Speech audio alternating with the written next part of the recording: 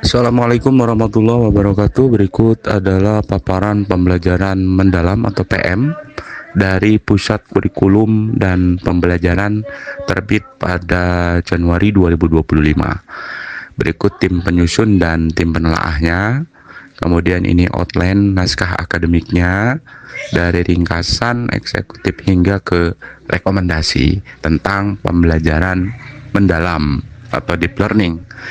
Latar belakang ini diawali dari perubahan masa depan sulit diprediksi, kemudian bonus demografi, permasalahan mutu pendidikan, kompetensi masa depan. Ini diklaim bahwa PM sebagai solusi untuk mewujudkan. Kemampuan hot siswa Indonesia ini menurut hasil PISA, ini membaik membaca, matematika, sains. Ini untuk membaca di Indonesia itu peringkat ke 337 atau di level masih level 1 yang paling tinggi ya, yang paling banyaknya kita rata-rata masih level 1. Level 2 itu baru berapa persen, kemudian level 3 juga. Kita belum mencapai ke level 4 hanya sedikit terlihat dari diagram ini. Kemudian terlebih kalau untuk level 6 ya, 5 dan 6 kita tidak masuk di sini. Kita rata-rata berada di level 3. Di level 3, kalau 4 ini belum menyeluruh ya untuk level 4. Ini baik membaca, kemudian matematika hingga sains. Ini sumber diolah dari hasil PISA tahun 2018. Ya, kita masih berada di level ini. Kalau untuk China membaca itu 555. Matematika 591, sains 590.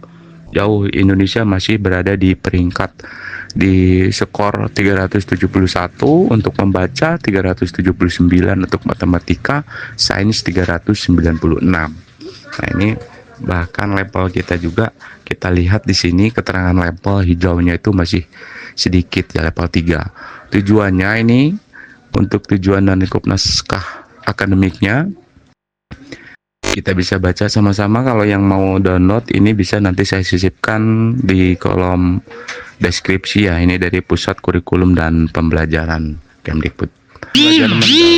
Pembelajaran mendalam merupakan pendekatan yang memuliakan dengan menekankan pada penciptaan suasana belajar dan proses pembelajaran berkesadaran atau mindful ya, seperti yang sudah digaung-gaungkan. Mindful berkesadaran, kemudian meaningful bermakna, dan joyful menggembirakan. Ini kemudian olah pikir, olah hati, olah rasa, olahraga nantinya akan mewujudkan. Ini berbeda dengan tahun sebelumnya.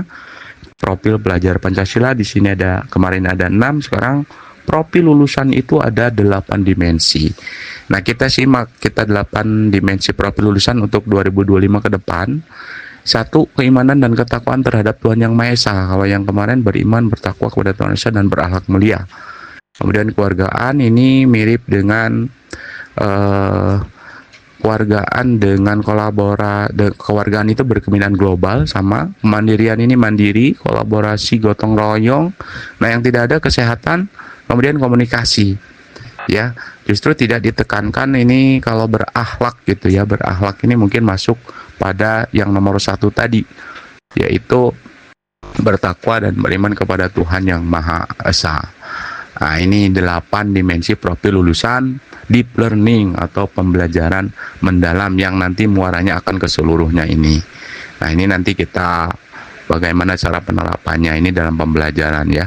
Ini landasan filosofis. Kalau yang landasan filosofis ya, landasan filosofis itu kalau yang kemarin itu ini pada rujukannya kepada Ki Hajar Dewantara, kemudian dan filosofis lainnya. Nah, sekarang ini bertambah muncul baru karena mungkin karena menterinya dari Muhammadiyah, maka yang muncul di sini adalah Kiai Haji Ahmad Dahlan.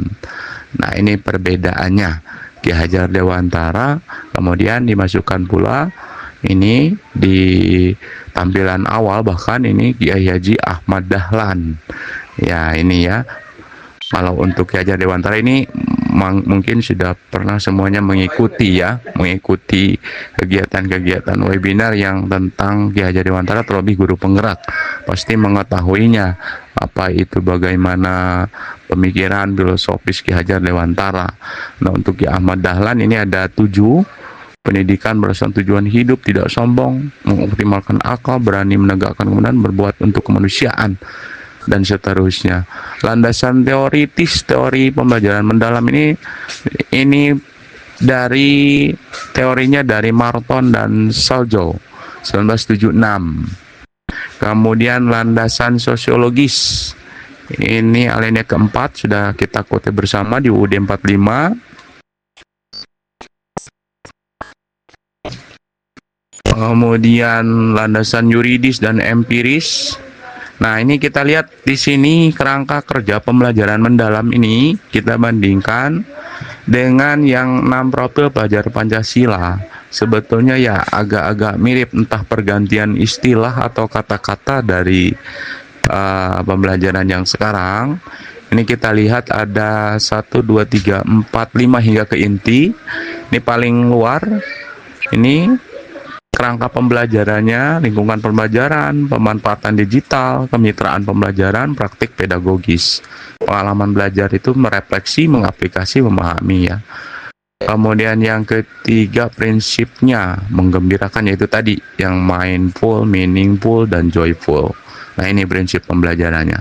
Berkesadaran, bermakna, menggembirakan.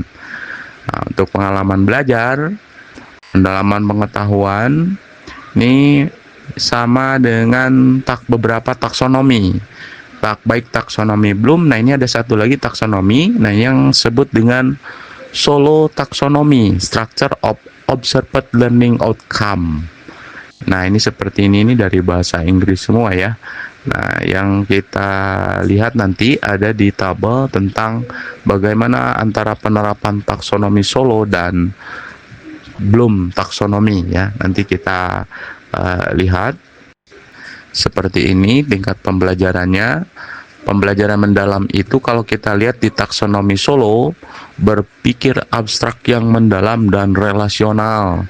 Kemudian taksonomi Bloom, mencipta, mengevaluasi, menganalisis, menerapkan. Ini kalau kita lihat mungkin dari mulai C3, 4, 5, dan 6 ya. C3. Kemudian pengalaman belajar. Oke ya, pengalaman belajar, merefleksi, mengaplikasi, deskripsi, memperluas, dan menerapkan ide, menghubungkan ide-ide. Nah, ini tabel taksonomi Solo dan Bloom yang dipadukan dalam pembelajaran mendalam atau deep learning. Kemudian kerangka pembelajaran praktik pedagogis, digital, lingkungan pembelajaran, dan kemitraan. Nah, kemitraan di sini hubungan dinamis antara guru, peserta didik, orang tua, komunitas, dan mitra profesional.